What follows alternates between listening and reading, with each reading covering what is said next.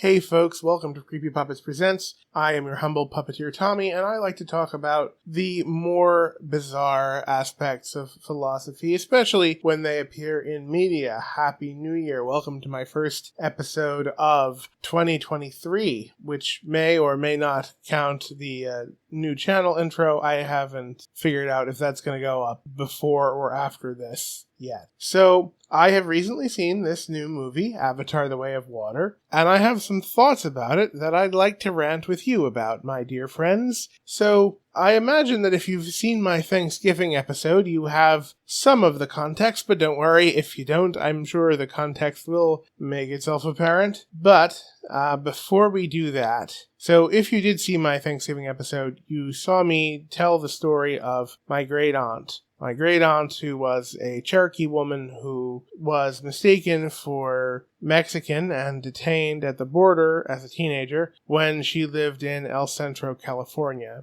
Well, this particular great-aunt is in her 80s now, and my family got some rather tragic news. She's entered hospice.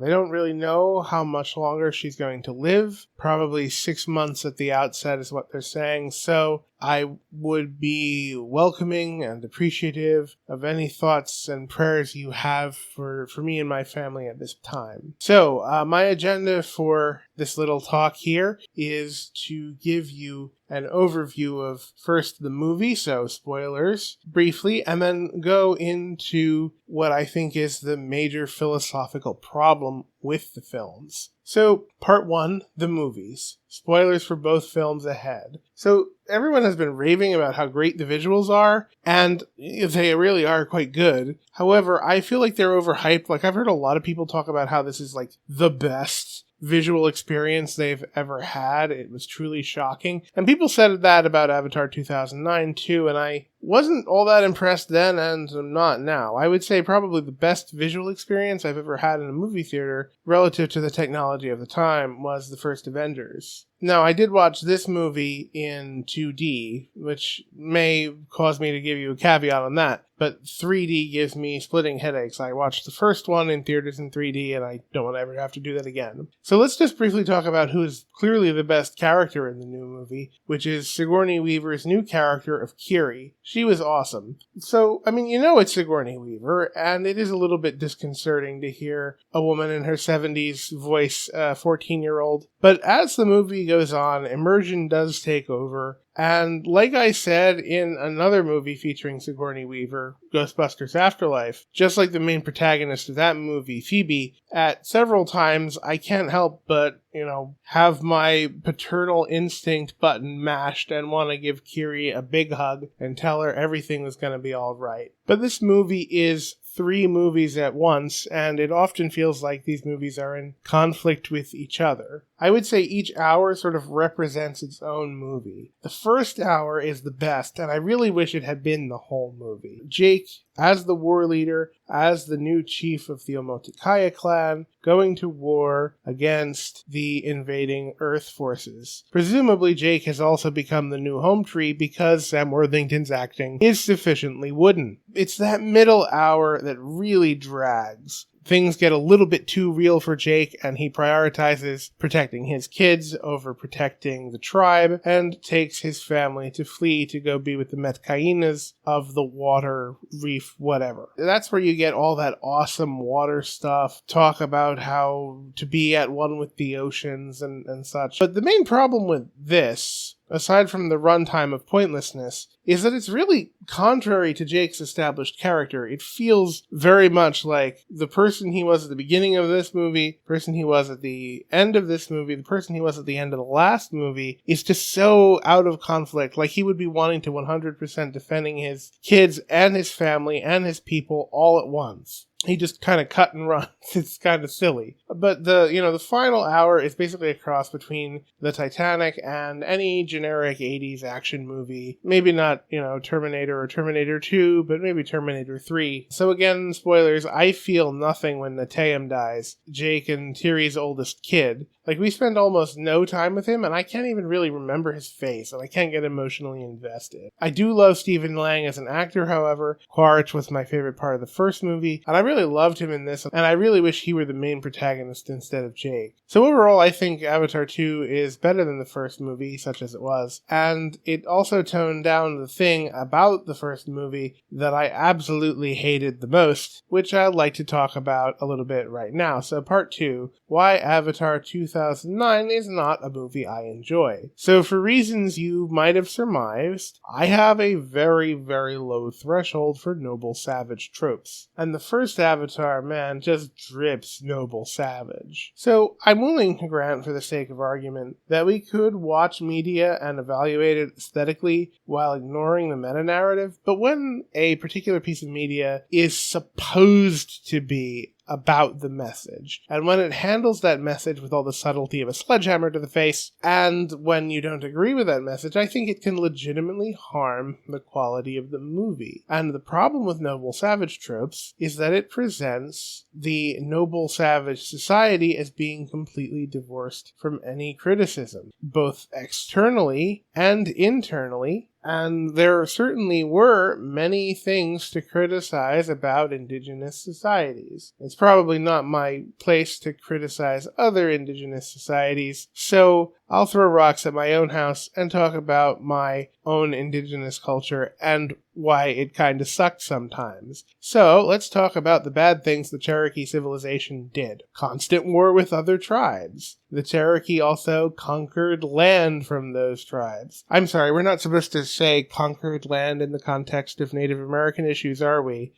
What do you PC idiots call it? Right, the Cherokee stole unceded land from their neighbors, right. Oh, but not just land. Cherokee also practiced slavery based on taking war captives well before Columbian contact, and after Columbian contact, participated in the slave trade and were known for being slave merchants. And then, after they emancipated their own slaves and adopted those members into the tribe, they later disowned them. But, before that was done, the Cherokee tribes formally supported the Confederacy. But, every society that has ever existed has engaged in war and slavery, so let's talk about some of the other problems with the society. And the one that sticks out to my mind, in particular as a professional scientist, is a general economic, cultural, and scientific stagnation of society that happens a lot of times in these sustainable societies. Sustainable societies don't develop. Is definitely one thing I think is better about Western civilization. Scientific, technical progress. In particular, I was recently reading historical accounts of Cherokee medicine. Only about 25% of it was actual medicine. The rest of it was what we call apotropaic medicine. Apotropaic medicine is medicine that is designed to ward off evil spirits that are thought to cause disease. Now, my longtime listeners know that I am a firm believer in the existence of spirits, and I do, in fact, believe in the use of some apotropaic medicine. I am wearing a cornicello right now, which is a Sicilian form of apotropaic medicine. But I don't think I would use apotropaic medicine for like 75% of all my medicine. I think that this noble savage trope, this idea that there is nothing bad about Indigenous societies that are Edenic in a sense, also explains why the White Savior trope sucks so hard. I don't think we can have White Savior tropes without the nobleness of the savage, because the White Savior is himself redeemed by the nobleness of the savage, while the savages are preserved in their nobility without having to bring themselves into participating into that corrupt modern technological society. This is why I think it's particularly asinine to argue that Dune is a White Savior narrative. In the books, the Fremen are very much not noble savages, but you know who really are portrayed as noble savages, and I'm surprised nobody bitched about it, or at least not enough that I heard about it, was the Tusken Raiders bit from the flashback arc in the Book of Boba Fett. Still a White Savior narrative, even if your White Savior is played by a Maori actor. All that being said, there is no more substantial White Savior stuff in this movie, and the noble savage stuff is fortunately curtailed and contained to that terrible middle hour. But I want to make a deeper point about this particular issue. So my thoughts on this movie have been heavily influenced by a truly fantastic video essay defending Avatar as a franchise by the YouTuber Local. People who've watched this video and that video will likely have picked up on my implicit response to his views on meta-narrative. Anyway, the most interesting idea Local brings up nails what is so particularly terrible about the noble savage trope. According to Local, in a story, we should have a character that represents every major position in the conflict in order to have the best developed conflict. Well, this franchise omits major perspectives. It omits an internal perspective critical of mainstream Na'vi culture. Where are the perspectives of the Na'vi critical of Na'vi culture? And yes, I know there are recombinants, but they don't count. Where are the internal criticisms? Where are the Na'vi who look at the humans and think their technology is cool? Where are the Na'vi who want to go to space? And there have been indigenous assimilationists in every colonizer society. Why not here? Are they simply incapable of that? Is that potentially more disturbing than anything anyone has ever thought of? Do the Na'vi have free will? And this actually leads me into a nice little side rant on another sci-fi property Disney recently tackled. Part 4, a side rant on Andor. How did you first encounter Star Wars? For me, it was because Disney had bought ABC, which had the airing rights to Ewok's Caravan of Courage, and it played on the Disney Channel, and I watched it and enjoyed it, and I didn't know anything about Star Wars, but my dad, who is slightly more of a Star Wars nerd than me, who had seen the original movie in theaters, said, hey, you know what? These are part of this movie called Star Wars. So I thought, wow, more Ewoks? That's cool. Well, I just remember sitting through long stretches of the original trilogy, just waiting for something to finally happen. And eventually, we did get my Ewoks all the way to the end, by which I was kind of bored, and even now as an adult, I think the original trilogy is really boring and predictable and lazily written, and I don't really get why everyone loves it so much. I like Revenge of the Sith. I like The Phantom Menace even. It's a goofy, campy spy thriller. I think it's actually even better than Moonraker, which is the obvious comparison. I've enjoyed some of the EU stuff and some of the shows. Yes, Baby Yoda's cute. Rogue One is rapidly replacing Revenge of the Sith as my favorite Star Wars movie. And yes, I really hope we get a KOTOR spin-off. But overall, I'm kind of tepid on Star Wars. I really did enjoy Andor as a show, but it is also pretty heavy and unsubtle about its political messages, and Andor devotes basically 2 arcs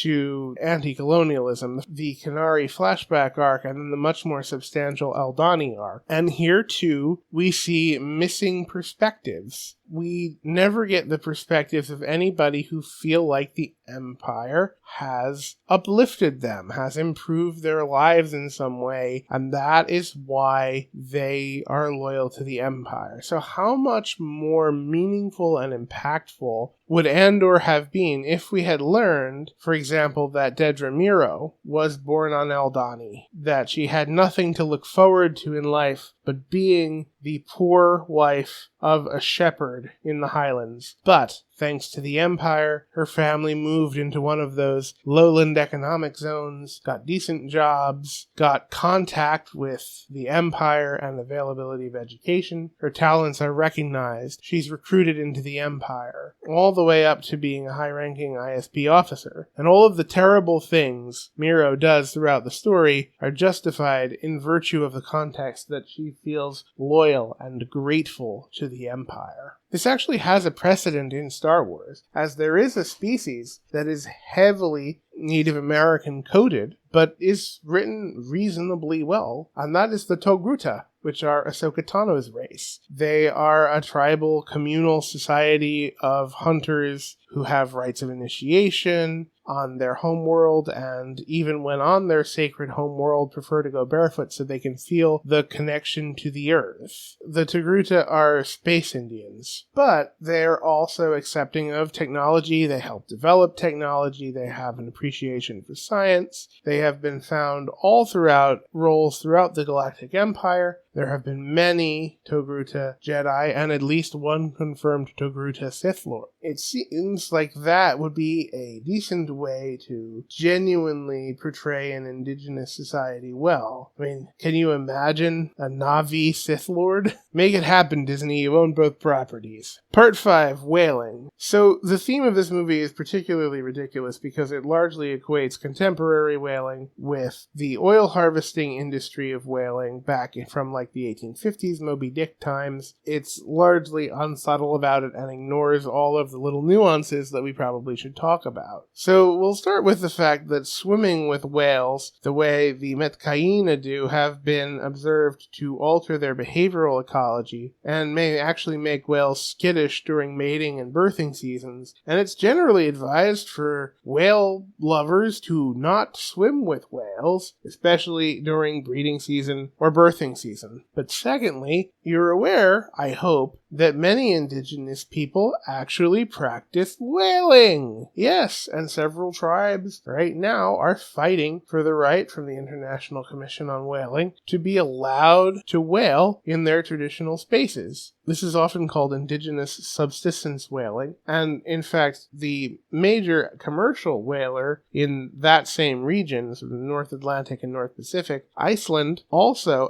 practices commercial whaling, which is very similar to these sustainable indigenous practices. We often need to cull animals when they become too populous, and the fact that we're talking here about very remote areas where not a lot of other food grows, it represents the most sustainable way of feeding people. And in fact, environmentalists have been clashing with indigenous whalers for decades on the issue now. It's much more likely that the Metcaina would hunt whales rather than hug them. More evidence of how much of an environmentalist fantasy this truly is. But I also want to talk about the progressive nature of the whaling industry because it's a story that deserves to be heard and not nearly enough people know about it. So whaling actually played a major role in the Underground Railroad, which you may be aware if you actually read all of Moby Dick, but the whaling industry was predominantly Quaker-owned, and Quakers were famously abolitionists. So, if you are a runaway slave and you managed to make it to Nantucket or Martha's Vineyard, you could get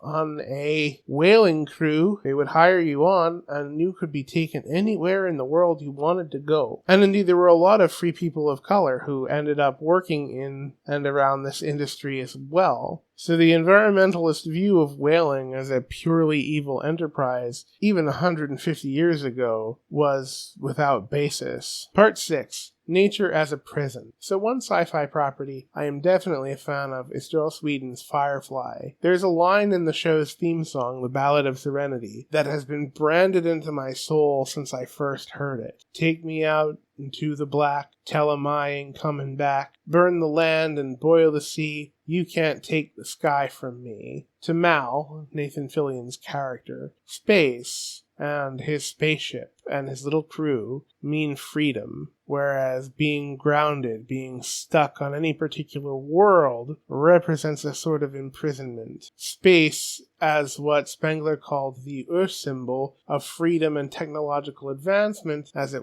had been in the past, in our society has been diminished, and the environmentalists even vilify it. How dare you think of space? We need to learn how to live sustainably on the Earth. They ask us, what kind of world do we want our children to live in? What kind of environment do we want our children to inhabit? I want my children, if I have any, to live on a Dyson sphere. I want us to leave this world behind for good and spread out into the stars. The Na'vi may well be trapped by their condition in technological stagnation, and maybe even they can't choose to do anything different. Maybe Awa is the ultimate Calvinist. It's a sad plight for them. I think Avatar is, in a sense, a tragedy. But to paint all indigenous people as similarly damned and worse off, to tell them that that damnation is essential to their indigenous identity, is disgusting. Fuck the Earth. If we have to extract this planet dry so we can take our place in the heavens, all of us, as a species, not any one particular culture, but a truly unified humanity, then so be it. That's all for this time, folks. Happy New Year.